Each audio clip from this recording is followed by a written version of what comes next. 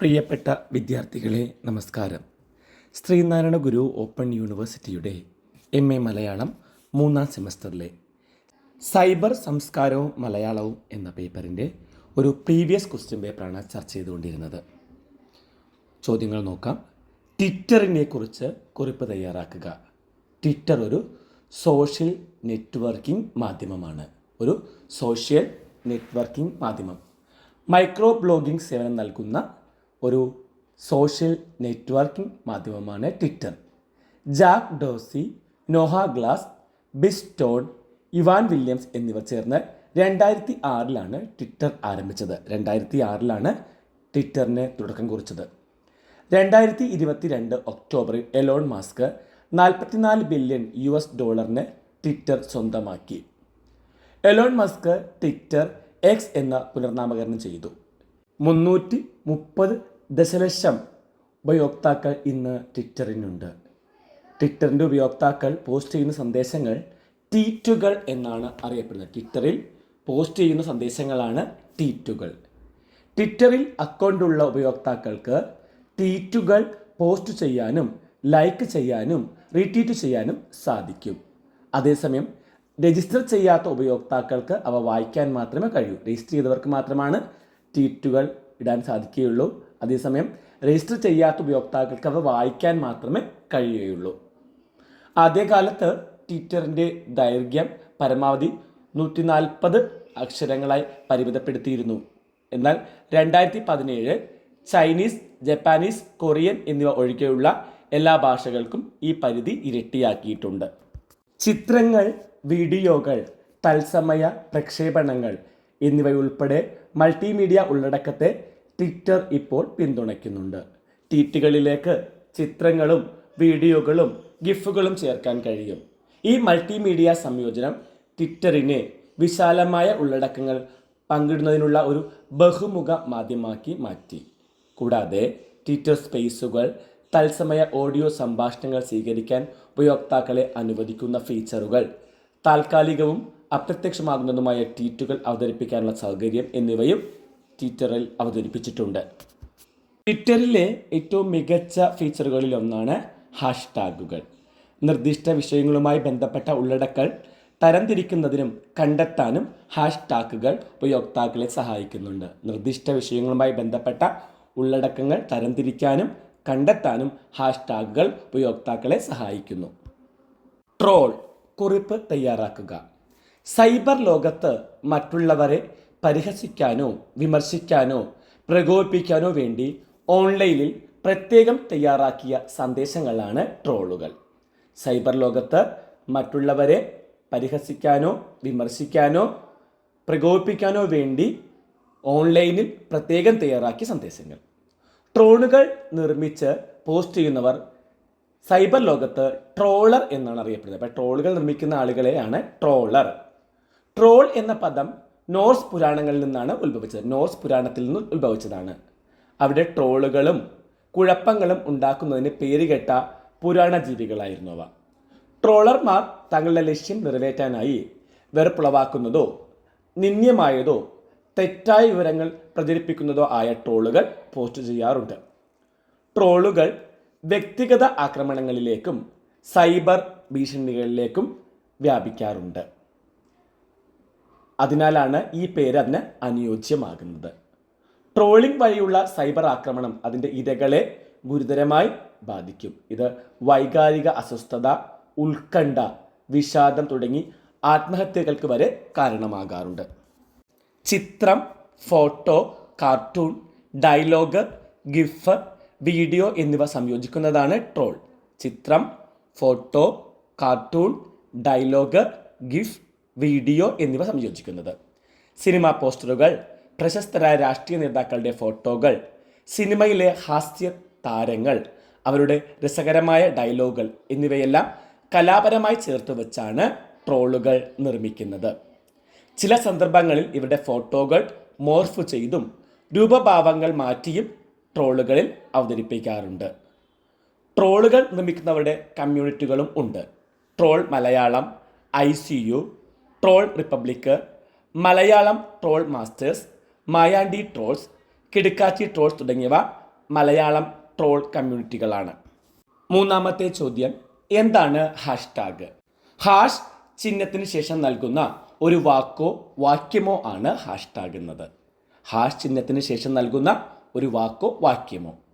സാമൂഹ്യ മാധ്യമങ്ങളിൽ ഉള്ളടക്കങ്ങൾ തിരിച്ചറിയാനും അവരുടെ താൽപ്പര്യങ്ങൾക്ക് അനുസൃതമായ വിവരങ്ങൾ കണ്ടെത്താനും പിന്തുടരാനും ഹാഷ്ടാഗ് ഉപകരിക്കുന്നു. സാമൂഹ്യ മാധ്യമങ്ങളിൽ ഉള്ളടക്കങ്ങൾ തിരിച്ചറിയാനും ഓരോരുത്തരുടെയും താൽപ്പര്യങ്ങൾക്കനുസരിച്ചുള്ള വിവരങ്ങൾ കണ്ടെത്താനുമാണ് ഇത് സഹായിക്കുന്നത്. 2007 ട്വിറ്ററിലാണ് ആദ്യമായി ഹാഷ്ടാഗുകൾ പ്രത്യക്ഷപ്പെട്ടത്. പിന്നീട് Instagram, Facebook, LinkedIn, Pinterest, TikTok തുടങ്ങിയ സോഷ്യൽ മീഡിയ പ്ലാറ്റ്ഫോമുകളിലെല്ലാം ഹാഷ്ടാഗ് വ്യാപിച്ചു. ഒരു പ്രത്യേക വിഷയത്തെക്കുറിച്ച് സംസാരിക്കുന്ന ആളുകളുടെ എണ്ണം അറിയാനും അവയുടെ ഉള്ളടക്കം എന്താണെന്ന് മനസ്സിലാക്കാനും ഹാഷ്ടാഗുകൾ ഉപകാരപ്രദമാണ്. ഒരു പ്രത്യേക വിഷയത്തെക്കുറിച്ച് സംസാരിക്കുന്ന ആളുകളുടെ എണ്ണം അറിയാൻ അവയുടെ ഉള്ളടക്കം എന്താണെന്ന് മനസ്സിലാക്കാനും ഇത് സഹായിക്കുന്നു. സോഷ്യൽ മീഡിയ പോസ്റ്റിനൊപ്പം ഹാഷ്ടാഗ് ചേർത്താൽ ഹാഷ്ടാഗിനായുള്ള തിരച്ചിൽ സ്ഥലങ്ങളിൽ നമ്മുടെ പോസ്റ്റ് കാണിക്കും. ഉദാഹരണത്തിന്, ഫുഡി എന്ന ഹാഷ്ടാഗ് ഉച്ചഭക്ഷണത്തിൻ്റെ ഫോട്ടോ ഇൻസ്റ്റഗ്രാമിൽ പോസ്റ്റ് ചെയ്യുകയാണെങ്കിൽ ഹാഷ്ടാഗിനായി തിരയുന്ന ആർക്കും ആ ഫോട്ടോ കാണാൻ കഴിയുന്നതാണ്. ഒരു വാണിജ്യം അല്ലെങ്കിൽ വ്യാപാര സ്ഥാപനമുണ്ടെങ്കിൽ കൂടുതൽ ഉപഭോക്താക്കളിലേക്ക് എത്താനും ഉൽപ്പന്നങ്ങളോ സേവനങ്ങളോ പരസ്യം ചെയ്യാനും ഹാഷ്ടാഗുകൾ ഉപയോഗിക്കാം. അപ്പോൾ ഉൽപ്പന്നങ്ങളോ സേവനങ്ങളോ പരസ്യം ചെയ്യാനായിട്ടും ഹാഷ്ടാഗുകൾ നമുക്ക് ഉപയോഗിക്കാവുന്നതാണ്. പ്രധാനപ്പെട്ട കാര്യങ്ങളെക്കുറിച്ച് സമൂഹത്തിൽ അവബോധം സൃഷ്ടിക്കാനും ഹാഷ്ടാഗുകൾ ഉപയോഗിക്കാവുന്നതാണ്. മീ ടു എന്ന ഹാഷ്ടാഗ് ലൈംഗിക അതിക്രമങ്ങളെയും ആക്രമണങ്ങളെയും കുറിച്ച് ബോധവൽക്കരിക്കാൻ ഉപയോഗിച്ചു. ക്ലൈമറ്റ് ആക്ഷൻ എന്നത് കാലാവസ്ഥാ വ്യതിയാനത്തെക്കുറിച്ചുള്ള അവബോധം വളർത്തുന്നതിനും കാർബൺ മാലിന്യം കുറയ്ക്കുന്നതിനും നടപടിയെടുക്കാൻ ആളുകളെ പ്രോത്സാഹിപ്പിക്കുന്ന ഹാഷ്ടാഗാണ്. ബ്ലാക്ക് ലൈവ്സ് മാറ്റർ എന്ന ഹാഷ്ടാഗ് കറുത്ത വർഗ്ഗക്കാർക്കെതിരായ പോലീസ് ക്രൂരതയെക്കുറിച്ച് അവബോധം സൃഷ്ടിക്കുന്നതിനും പോലീസ് അതിക്രമത്തിന് ഇരയായ കറുത്ത വർഗ്ഗക്കാർക്ക് നീതി ആവശ്യപ്പെടുന്നതിനും കാരണമായി. നാലാമത്തെ ചോദ്യം, വിക്കിലീക്സിൻ്റെ പ്രവർത്തനങ്ങൾ വിവരിക്കുക. ഡിജിറ്റൽ യുഗത്തിൽ വിവരമാണ് ശക്തി. ഭരണകൂടങ്ങളെയും കോർപ്പറേറ്റുകളെയും ഓർഗനൈസേഷനുകളെയും വൻതോതിൽ വിവരങ്ങൾ രഹസ്യമായി സൂക്ഷിക്കുന്ന ഈ കാലഘട്ടത്തിൽ സത്യം വെളിപ്പെടുത്തുന്നതിൽ വിസിൽ ബ്ലോവർമാർക്ക് നിർണായകമായ പങ്കുണ്ട്. 2006 ഓസ്ട്രേലിയൻ പത്രപ്രവർത്തകനും ആക്ടിവിസ്റ്റുമായ ജൂലിയൻ അൻസാജ് സ്ഥാപിച്ച ലാഭേച്ഛയില്ലാതെ പ്രവർത്തിക്കുന്ന സ്ഥാപനമാണ് വിക്കിലീക്സ്. 2006 ഓസ്ട്രേലിയൻ പത്രപ്രവർത്തകനും ആക്ടിവിസ്റ്റുമായ ജൂലിയൻ അൻസാജാണ് ഈ വിക്കിലീക്സ് തുടങ്ങിയത്. അത് ലാഭേച്ഛയില്ലാതെ പ്രവർത്തിക്കുന്ന ഒരു സ്ഥാപനമാണ്. അജ്ഞാത ഉറവിടങ്ങളിൽ നിന്ന് ലഭിക്കുന്ന തന്ത്രപ്രധാനമായ രഹസ്യ വിവരങ്ങൾ പ്രസിദ്ധീകരിക്കുന്ന സ്ഥാപനമായാണ് തുടങ്ങിയത്. ഇപ്പോൾ തന്ത്രപ്രധാനമായ രഹസ്യ വിവരങ്ങൾ പ്രസിദ്ധീകരിക്കുന്ന വിക്കിലീക്സ് എന്ന സ്ഥാപനം. വിക്കിലീക്സ് വെബ്സൈറ്റിൽ യുദ്ധങ്ങൾ, വലിയ ആയുധ കൈമാറ്റങ്ങൾ, സർക്കാർ അഴിമതികൾ, കോർപ്പറേറ്റ് കൊള്ളകൾ എന്നിവയുൾപ്പെടെ വിവിധ വിഷയങ്ങളെക്കുറിച്ചുള്ള രഹസ്യ വിവരങ്ങൾ പ്രസിദ്ധീകരിച്ച് ലോകശ്രദ്ധ നേടുകയുണ്ടായി. അപ്പോൾ വിക്കിലീക്സിൽ പ്രസിദ്ധീകരിച്ച് ലോകശ്രദ്ധ നേടിയ പ്രധാനപ്പെട്ട കാര്യങ്ങളാണ് വലിയ ആയുധ കൈമാറ്റങ്ങൾ, സർക്കാരിൻ്റെ അഴിമതികൾ, കോർപ്പറേറ്റിൻ്റെ കൊള്ളകൾ മുതലായവ. വിക്കിലീക്സിൻ്റെ സുതാര്യതയും പൊതുജനങ്ങളിൽ നിന്ന് മറച്ചുവെക്കുന്ന വിവരങ്ങൾ പ്രസിദ്ധീകരിക്കാനുള്ള സന്നദ്ധതയും പ്രശംസിക്കപ്പെട്ടു. ഇതുവരെ 10 ദശലക്ഷത്തിലധികം രേഖകൾ കണ്ടെത്തുകയും പ്രസിദ്ധീകരിക്കുകയും ചെയ്തിട്ടുണ്ട്. പ്രധാനപ്പെട്ട വാർത്തകളും വിവരങ്ങളും പൊതുജനങ്ങളിലേക്ക് എത്തിക്കുക എന്നതാണ് ഇവരുടെ ലക്ഷ്യം. ഇവിടെ പ്രധാനപ്പെട്ട ലക്ഷ്യം എന്താണെന്ന് വെച്ചാൽ പ്രധാനപ്പെട്ട വാർത്തകളും വിവരങ്ങളും പൊതുജനങ്ങളിലേക്ക് എത്തിക്കുക എന്നതാണ്. 2010 ലോകശ്രദ്ധ നേടുന്ന ഒരു രഹസ്യമായിരുന്നു US സൈനിക രേഖകളുടെ പ്രകാശനം. 2006 US സൈനിക രേഖകളുടെ പ്രകാശനം വിക്കിലീക്സ് നടത്തിയത്. ഈ ഭീമാകാരമായ വിരച്ചോർച്ചയ്ക്ക് പിന്നിൽ വിസിൽ ബ്ലോവർ ചെൽസ് മാനിങ് ആയിരുന്നു. Whistle blower Chelsea Manning. വിക്കിലീക്സിൻ്റെ റിലീസുകൾ ആഗോള രാഷ്ട്രീയത്തിൽ ആഴത്തിലുള്ള സ്വാധീനം ചെലുത്തിയിട്ടുണ്ട്. 2010 വിക്കിലീക്സ് US ഡിപ്ലോമാറ്റിക് രേഖകൾ പ്രസിദ്ധീകരിച്ചത് അന്താരാഷ്ട്ര ബന്ധങ്ങൾ വഷളാകുന്നതിനും അംബാസഡർമാരെയും നയതന്ത്രജ്ഞരെയും നീക്കം ചെയ്യുന്നതിനും കലാശിച്ചു. വിക്കിലീക്സിൻ്റെ പ്രവർത്തനങ്ങൾ മാധ്യമ പ്രവർത്തനത്തെയും സ്വാധീനിച്ചിട്ടുണ്ട്. ആഗോള രാഷ്ട്രീയത്തിലും മാധ്യമ പ്രവർത്തനത്തിലും വിക്കിലീക്സിൻ്റെ സ്വാധീനം കാണാം.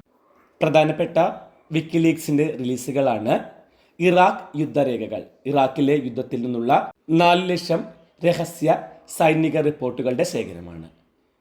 കേബിൾ ഗേറ്റ് ചോർച്ച, 2,50,000 US നയതന്ത്ര കേബിളുകൾ പുറത്തുവിട്ട ചോർച്ചയാണിത്.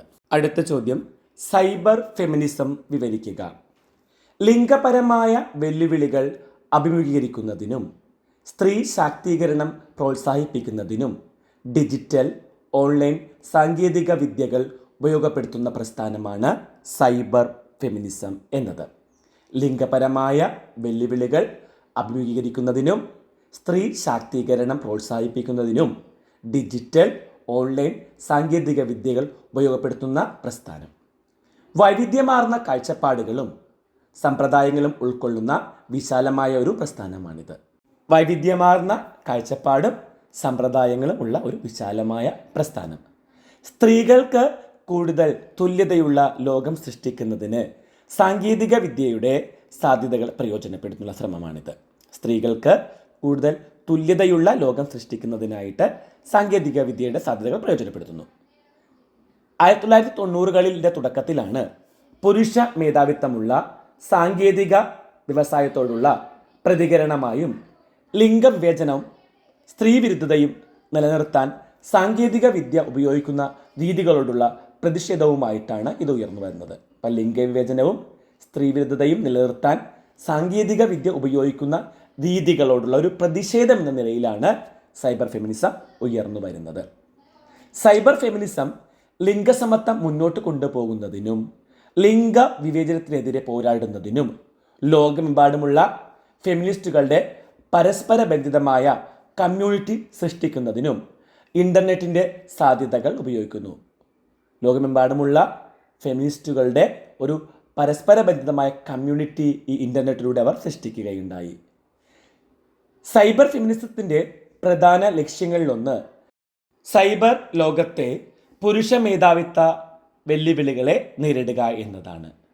സാങ്കേതിക മേഖലയിലെ പുരുഷ മേധാവിത്വം സ്ത്രീകളോട് പക്ഷപാതം കാണിക്കുന്നു, സാങ്കേതിക വികാസത്തിലേക്ക് നയിച്ചുവെന്ന് സൈബർ ഫെമിനിസ്റ്റുകൾ വാദിക്കുന്നുണ്ട്. പുരുഷന്മാരുടെ ഒരു മേധാവിത്വം സൈബർ മേഖലയിലുണ്ട്. അതിനെതിരായിട്ടാണ് സ്ത്രീകൾക്കും തുല്യമായ പ്രാധാന്യം വേണമെന്നാണ് ഇവർ പറയുന്നത്. സ്ത്രീകൾക്ക് സുരക്ഷിതമായി ഇടപഴകാൻ കഴിയുന്ന ഓൺലൈൻ ഇടങ്ങൾ സൃഷ്ടിക്കാനാണ് ഇവർ ശ്രമിച്ചത്. സ്ത്രീകൾക്ക് സുരക്ഷിതമായി ഇടപെടാൻ കഴിയുന്ന ഓൺലൈൻ ഇടങ്ങൾ സൃഷ്ടിക്കുക. അതിനായി സൈബർ ഫെമിനിസ്റ്റുകൾ ഓൺലൈൻ ഫോറങ്ങളും സോഷ്യൽ മീഡിയ ഗ്രൂപ്പുകളും കമ്മ്യൂണിറ്റികളും രൂപീകരിച്ചു. ഇതിനു വേണ്ടിയാണ് അവർ ഓൺലൈൻ ഫോറങ്ങളും സോഷ്യൽ മീഡിയ ഗ്രൂപ്പുകളും കമ്മ്യൂണിറ്റികളും ഉണ്ടാക്കിയത്. അവിടെ സ്ത്രീകൾക്ക് ഒരുമിച്ച് കൂടാനും അവരുടെ അനുഭവങ്ങളും ചിന്തകളും ആശയങ്ങളും പങ്കിടാനും ഐക്യദാർഢ്യം സ്വരൂപിക്കാനും സാധിക്കും. സ്ത്രീ ശാക്തീകരണം, സൈബർ ഫെമിനിസ്റ്റുകൾ ലൈംഗികത, ശരീരം തുടങ്ങിയവയുമായി ബന്ധപ്പെട്ട പ്രശ്നങ്ങൾ നേരിടാൻ സാങ്കേതിക വിദ്യ പ്രയോജനപ്പെടുത്തുന്നുണ്ട്. സ്ത്രീകളുടെ പരമ്പരാഗത പ്രതിനിധാനങ്ങളെ വെല്ലുവിളിക്കുന്ന ഡിജിറ്റൽ കലയുടെയും സാഹിത്യത്തിൻ്റെയും പുതിയ രൂപങ്ങൾ അവർ സൃഷ്ടിക്കുന്നു. സ്ത്രീകൾ സാങ്കേതികവിദ്യ ഉപയോഗിക്കുന്ന രീതിയിൽ സൈബർ ഫെമിനിസം കാര്യമായ സ്വാധീനം ചെലുത്തി. സൈബർ ഇടങ്ങളിൽ സ്ത്രീകൾക്ക് ലൈംഗികവും ശാരീരികവുമായ മുതലെടുപ്പുകളും ചൂഷണങ്ങളും നിരവധി നേരിടേണ്ടി വരുന്നുണ്ട്. അശ്ലീല ചുവയുള്ള സംഭാഷണങ്ങൾ, കമൻറ്റുകൾ എന്നിവയിൽ തുടങ്ങി ഫോട്ടോ, വീഡിയോ എന്നിവ മോർഫ് ചെയ്ത് ദുരുപയോഗം ചെയ്യുന്ന പ്രവണതകൾ വരെ ഇന്ന് കൂടിയിരിക്കുന്നു. പ്രണയക്കെണികളും സെക്സ് റാക്കറ്റും എത്രയോ സ്ത്രീകളുടെ ജീവിതം ദുരിതപൂർണമാക്കിയിരിക്കുന്നു. സ്ത്രീകളെ അടിച്ചമർത്താനും ചൂഷണം ചെയ്യാനും സാങ്കേതികവിദ്യ ഉപയോഗിക്കുന്ന വഴികളെക്കുറിച്ച് അവർക്ക് അവബോധം വളർത്താൻ, സ്ത്രീകൾക്ക് അവബോധം വളർത്താൻ സൈബർ പെൺകൂട്ടായ്മകളിലൂടെ സാധിക്കുന്നുണ്ട്. ഇതുകൂടാതെ സ്ത്രീകളെ ഉൾക്കൊള്ളുന്നതും തുല്യത ലഭിക്കുന്നതുമായ പുതിയ സാങ്കേതിക വിദ്യകളും ഓൺലൈൻ ഇടങ്ങളിൽ രൂപീകരിക്കാൻ ഈ ആശയം സ്ത്രീകളെ പ്രചോദിപ്പിക്കുന്നു. സിനിമാ മേഖലയിലെ സ്ത്രീകളുടെ കൂട്ടായ്മയായ വ്യുമൺ ഇൻ സിനിമ കളക്റ്റീവ് WCC ഇതിലൊരു ഉദാഹരണമാണ്. ലൈംഗിക പീഡനത്തിൻ്റെയും ആക്രമണത്തിൻ്റെയും അനുഭവങ്ങൾ പങ്കിടാൻ സ്ത്രീകളെ പ്രോത്സാഹിപ്പിക്കുന്ന ഓൺലൈൻ ക്യാമ്പയിനാണ് മീടു. പുരുഷനും സമൂഹവും തീർക്കുന്ന അതിർത്തികൾക്കപ്പുറത്ത് സംഘടിക്കാനും പരസ്പരം ബന്ധപ്പെടാനും അവരുടെ ജീവിതവും അനുഭവങ്ങളും പങ്കിടാനും ഓൺലൈൻ ആക്ടിവിസം സഹായകമാണ്. ചോദ്യം: കുറിപ്പ് തയ്യാറാക്കുക. ആർട്ടിഫിഷ്യൽ ഇൻ്റലിജൻസ് ഭാഷാശാസ്ത്രജ്ഞരുടെയും സാങ്കേതിക വിദഗ്ധരുടെയും പൊതുജനങ്ങളുടെയും ഭാവനയെ ഒരുപോലെ ആകർഷിച്ച സാങ്കേതിക വിദ്യയാണ് ആർട്ടിഫിഷ്യൽ ഇൻ്റലിജൻസ് അഥവാ AI. ഭാഷാശാസ്ത്രജ്ഞർ, സാങ്കേതിക വിദഗ്ധർ, അതുപോലെ തന്നെ പൊതുജനങ്ങൾ എല്ലാവരെയും ഒരുപോലെ ആകർഷിച്ച ഒരു സാങ്കേതിക വിദ്യയാണിത്. കമ്പ്യൂട്ടർ സയൻസിൽ അതിവേഗം വികസിച്ചുകൊണ്ടിരിക്കുന്ന പഠന ഗവേഷണ മേഖലയാണ് ഇത്. ഈ വിപ്ലവകരമായ സാങ്കേതിക വിദ്യ നമ്മുടെ ജീവിതത്തെ വലിയ അളവിൽ സ്വാധീനിക്കുന്നുണ്ട്. ഉപഭോക്തൃ സേവന അന്വേഷണങ്ങളിൽ സഹായിക്കുന്ന ചാറ്റ് ബോട്ടുകളിൽ തുടങ്ങി ശൂന്യാകാശ സഞ്ചാരത്തിലുള്ള പേടകങ്ങളിൽ വരെ ഇന്ന് AI സാന്നിധ്യമുണ്ട്. ഉപഭോക്തൃ സേവന അന്വേഷണങ്ങൾ തുടങ്ങി ഇന്ന് ബഹിരാകാശ പേടകങ്ങളിൽ വന്ന് AI ഉപയോഗിക്കുന്നുണ്ട്.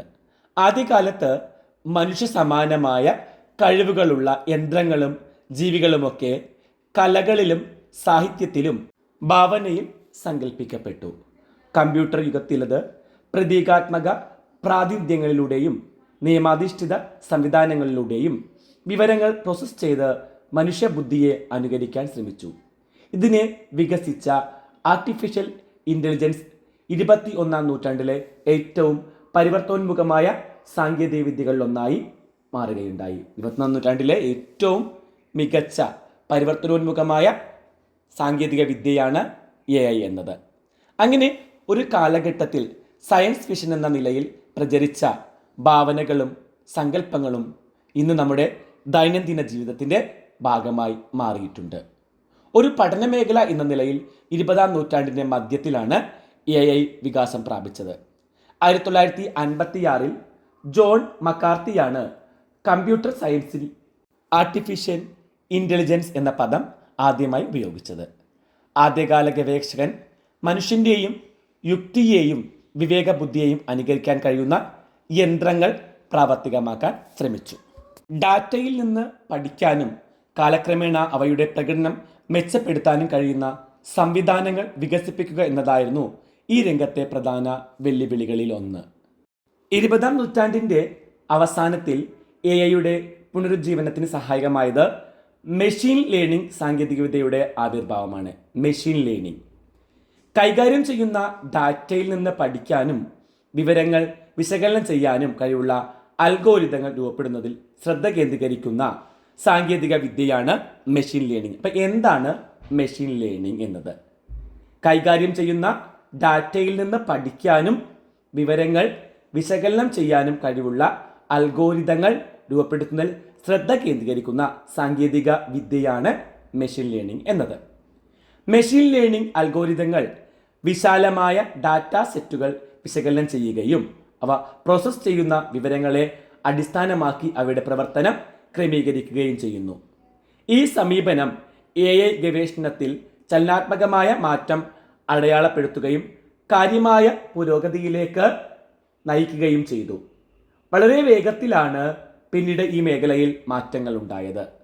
മനുഷ്യ മസ്തിഷ്കത്തിൻ്റെ ഘടനയിലും പ്രവർത്തനത്തിലും പ്രചോദനങ്ങൾ ഉൾക്കൊണ്ട് ന്യൂറൽ നെറ്റ്വർക്കുകൾ ആധാരമാക്കി പ്രവർത്തിക്കുന്ന മെഷീൻ ലേണിംഗ് സാങ്കേതിക വിദ്യ ഏറ്റവും പ്രധാനപ്പെട്ട മുന്നേറ്റങ്ങളിൽ ഒന്നാണ്. ഏറ്റവും പ്രധാനപ്പെട്ട ഒരു മുന്നേറ്റത്തിൽ ഒന്നാണ് ഈ മെഷീൻ ലേണിംഗ് സാങ്കേതിക വിദ്യ എന്നത്.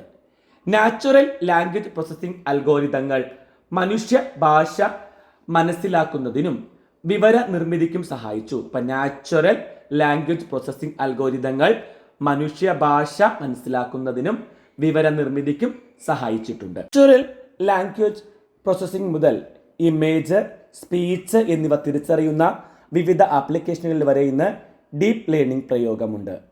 ഇന്ന് ആർട്ടിഫിഷ്യൽ ഇൻ്റലിജൻസ് യുക്തിസഹമായി ചിന്തിക്കാനും പഠിക്കാനും പ്രവർത്തിക്കാനും കഴിയുന്ന സംവിധാനങ്ങളായി രൂപാന്തരപ്പെട്ടിരിക്കുന്നു. സാധാരണയായി മനുഷ്യബുദ്ധി ആവശ്യമുള്ള ജോലികൾ ചെയ്യാൻ കഴിവുള്ള സിസ്റ്റങ്ങളും മെഷീനുകളും ഇതുവഴി വികസിച്ചു.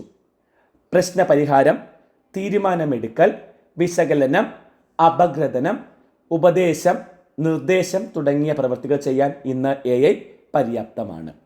അതിനാൽ തന്നെ AI സാങ്കേതിക വിദ്യ നമ്മുടെ ദൈനംദിന ജീവിതത്തിൻ്റെ അവിഭാജ്യ ഘടകമായി മാറിയിട്ടുണ്ട്. Siri, Alexa, Bixby, Google assistant, Gemini തുടങ്ങിയ വെർച്വൽ അസിസ്റ്റൻറ്റുകൾ സ്വാഭാവിക ഭാഷാ പ്രോസസ്സിങ്ങിലൂടെ ഉപയോക്താവിൻ്റെ ചോദ്യങ്ങൾ മനസ്സിലാക്കാനും പ്രതികരിക്കുകയും ചെയ്യുന്നു. ചാറ്റ് ബോട്ടുകളിലും വെർച്വൽ അസിസ്റ്റൻറ്റ് സാങ്കേതിക വിദ്യയിലും ഇതിൻ്റെ ഉപയോഗം കാണാൻ കഴിയും.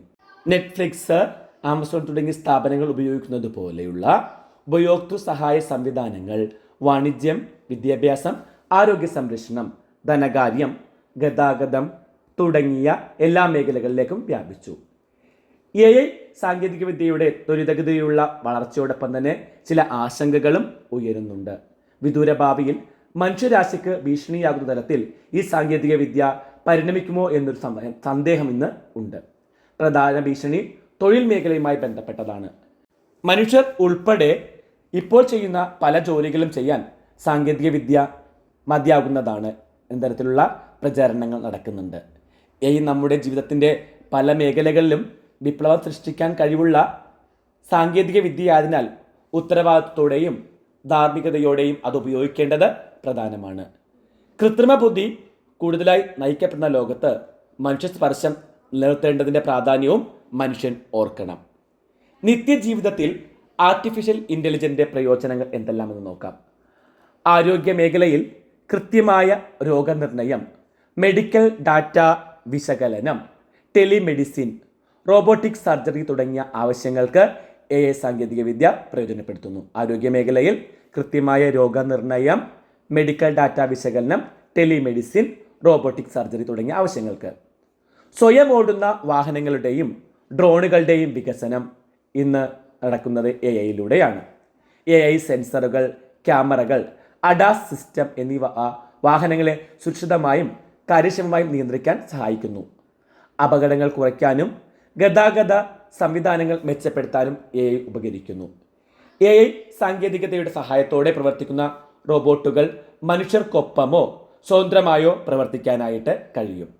AI സാങ്കേതിക വിദ്യക്ക് വിദ്യാഭ്യാസ മേഖലയിൽ വിദ്യാർത്ഥികൾക്ക് മികച്ച പഠനാനുഭവങ്ങൾ നൽകാൻ സാധിക്കും. അധ്യാപകർക്ക് അധ്യയനവും പാഠ്യേതര പ്രവർത്തനങ്ങളും ഓട്ടോമേറ്റ് ചെയ്യാനും ഉപകരിക്കുന്നു.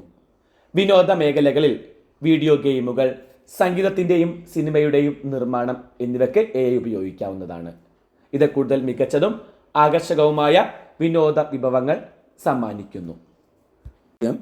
നെറ്റിക്വെറ്റ് കുറിപ്പ് തയ്യാറാക്കുക. ഇൻ്റർനെറ്റ് എന്നത് ഒരു പൊതു ഇടമാണ്. അതിനാൽ സൈബർ ഇടത്തിൽ നല്ല പൗരന്മാരാകാനുള്ള ഉത്തരവാദിത്തം എല്ലാവരിലുമുണ്ട്.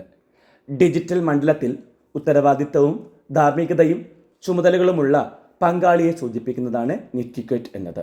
നെറ്റിക്വെറ്റ് എന്നത് ഡിജിറ്റൽ മണ്ഡലത്തിൽ ഉത്തരവാദിത്തവും ധാർമ്മികതയും ചുമതലകളുമുള്ള പങ്കാളിയെ സൂചിപ്പിക്കുന്നു. ഡിജിറ്റൽ സാങ്കേതിക വിദ്യകൾ എന്നിവയുമായി നമ്മുടെ ജീവിതം കൂടുതൽ കെട്ടുപിണഞ്ഞു കിടക്കുന്നതിനാൽ നെറ്റിക്വെറ്റിനെ കുറിച്ചുള്ള അവസ്ഥബോധം ആവശ്യമാണ്. ഉത്തരവാദിത്തത്തോടെയും ധാർമ്മികതയോടെയും ഇൻ്റർനെറ്റ് ഉപയോഗിക്കാനുള്ള കടമയാണിത്. ഉത്തരവാദിത്തത്തോടെയും ധാർമ്മികതയോടെയും ഇൻ്റർനെറ്റ് ഉപയോഗിക്കുന്നതിനുള്ള ഒരു കടമ. നാം മറ്റുള്ളവരിൽ ചെലുത്തുന്ന സ്വാധീനത്തെക്കുറിച്ച് ശ്രദ്ധാലുവായിരിക്കുകയും മാതൃകാപരമായ നെറ്റ്വർക്ക് കൂട്ടായ്മകൾ രൂപീകരിക്കുകയും എല്ലാ ഉപയോക്താക്കളെയും ബോധവാന്മാരാക്കുകയുമാണ് ഇതിൻ്റെ ലക്ഷ്യം. അപ്പോൾ മാതൃകാപരമായ ഒരു നെറ്റ്വർക്ക് കൂട്ടായ്മ രൂപീകരിക്കുവാൻ എല്ലാ ഉപയോക്താക്കളെയും ബോധവാന്മാരാക്കുക എന്നതാണ് ഇതിൻ്റെ ലക്ഷ്യം. അപ്പോൾ ഇൻ്റർനെറ്റിലെ പെരുമാറ്റ മര്യാദയാണ് നെറ്റിക്വെറ്റ് എന്നത്. ഇൻ്റർനെറ്റിലെ ഒരു പെരുമാറ്റ മര്യാദ. പൗരത്വം ഒരു സമൂഹത്തിനോ രാജ്യത്തിനോ ഉള്ളിൽ പൗരനുണ്ടായിരിക്കേണ്ട അവകാശങ്ങളും ഉത്തരവാദിത്തങ്ങളും ചുമതലകളും ഉൾക്കൊള്ളുന്നത് പോലെ നെറ്റിക്വെറ്റ് ഈ തത്വങ്ങളെ ഓൺലൈൻ ലോകത്തേക്ക് വ്യാപിപ്പിക്കുകയാണ്. ഇൻ്റർനെറ്റിൻ്റെയും ഡിജിറ്റൽ സാങ്കേതിക വിദ്യകളുടെയും ഉത്തരവാദിത്തപരവും ധാർമ്മികവുമായ ഉപയോഗം ഇതിൽ ഉൾപ്പെടുന്നു. ഓൺലൈനിലൂടെയുള്ള ഇടപെടലുകൾ, ആശയവിനിമയം, മാന്യമായ പെരുമാറ്റം, മനോഭാവങ്ങൾ തുടങ്ങിയവ ഇതിൻ്റെ ഘടകങ്ങളിൽ ഉൾപ്പെടുന്നതാണ്.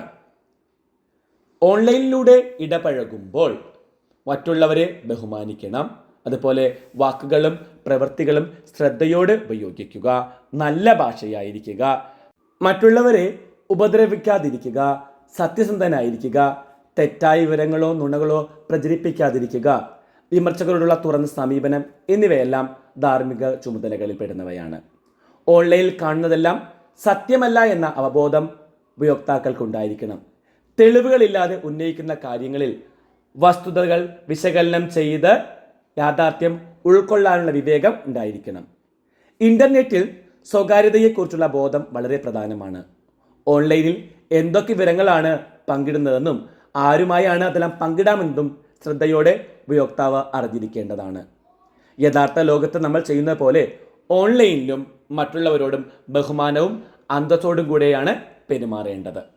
സൈബർ ഭീഷണിപ്പെടുത്തൽ, വിദ്വേഷ സംഭാഷണം അല്ലെങ്കിൽ മറ്റുള്ളവരെ ദ്രോഹിക്കുന്നതോ വ്രണപ്പെടുത്തുന്നതോ ആയ എന്തെങ്കിലും പെരുമാറ്റത്തിൽ നിന്ന് വിട്ടുനിൽക്കുന്നത് ഇതിൽ ഉൾപ്പെടുന്നതാണ്. വിശ്വസനീയവും വിശ്വസനീയമല്ലാത്തതുമായ വിവരങ്ങൾ തമ്മിൽ വേർതിരിച്ചറിയാൻ നമുക്ക് കഴിയേണ്ടതാണ്. ഇതോടെ നമുക്ക് ഇന്നത്തെ ക്ലാസ് ഇവിടെ അവസാനിപ്പിക്കാം. മറ്റൊരു ക്ലാസ്സുമായി കാണുന്നവരെ എല്ലാവർക്കും നന്ദി, നമസ്കാരം. ക്ലാസ് ഇഷ്ടമായെങ്കിൽ ലൈക്കും ഷെയറും കമൻറ്റും ഒക്കെ പ്രതീക്ഷിക്കുന്നു കേട്ടോ.